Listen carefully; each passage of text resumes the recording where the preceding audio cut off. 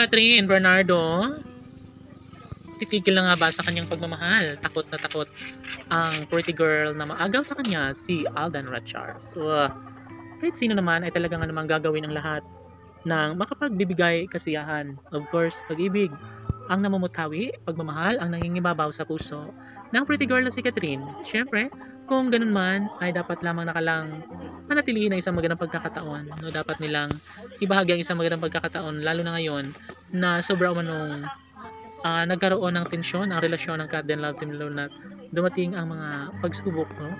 Of course, magaang lamang iyon matutunan at gawin pa ring imposible ni Alden Richards ang lahat sa kanyang pagmamahal para sa pretty girl na si Catherine Bernardo. Dahil dito niya umano muling nabuo ang unang pag-ibig kay Catherine Bernardo, niya umano natagpuan ng isang magandang pagkakataon na mamahalin at pakaiingatan siya hanggang dulo. Siyempre mananatili na magkaroon umano ng kasagutan ng lahat dahil tanging wala nang ibang mas bibigay kasiyahan sa puso ni Alden Richards kundi ang pretty girl na si Catherine Bernardo lamang. Saksi ang kalangitan sa kung gaano nila kahalaga ang kanilang pagmamahalang tunay ni Alden at Catherine. Siyempre, of course, kung ano man ang kanilang mga pagsubok na dumating, kung ano man ang kanilang mga pagdadaanan, ay natitiyak ng taong bayan na makakayanan din ni Alden at Catherine ang lahat ng ito. Siyempre, mas mapabor pa rin na may sakatuparan bandang huli ang pangarap ni Alden at Catherine sa isa't isa, at wala nang ibang mas nababagay pa na makatuluyan ni Alden kundi si Catherine Bernardo lamang.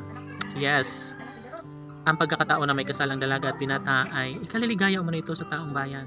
Lalo na tahimik lamang umano si Alden at Catherine ay pinagpapatuloy ang kalang tunay at huwag sa pagmamahalan sa isa't isa. Siyempre, mas gawing priority ni Alden Richards ang pag-ibig ng nag-iisang Alden Richards, dahil dito niya umano tunay na mararamdaman na sadyang siya at siya lamang ang gagawing babaeng gustong makasama hanggang sa huli. Siyempre, mananatili ang kalang sumpaan at pagmamahalan, at sabi nga ni Catherine Bernardo na wala ng ibang makakapigil pa sa kalang tunay na damdamin. Of course, isa ito sa pinakapangarap ng lahat. Sana'y hindi magbago.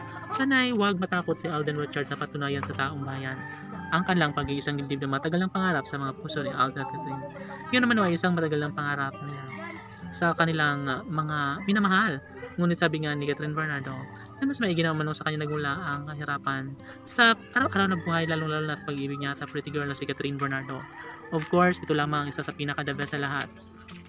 Mangyayari at mangyayari pa rin ang isa sa pinaka-pangarap at hiniling ng lahat. Sabi nga ni Catherine Bernardo, nakampante na umano siya ngayon dahil natitiyak niyang hindi umano siya iiwan, hindi umano siya hahayaan na makawala pa sa buhay ng lalaking tunay na nagmamahal sa pretty girl na si Catherine Bernardo.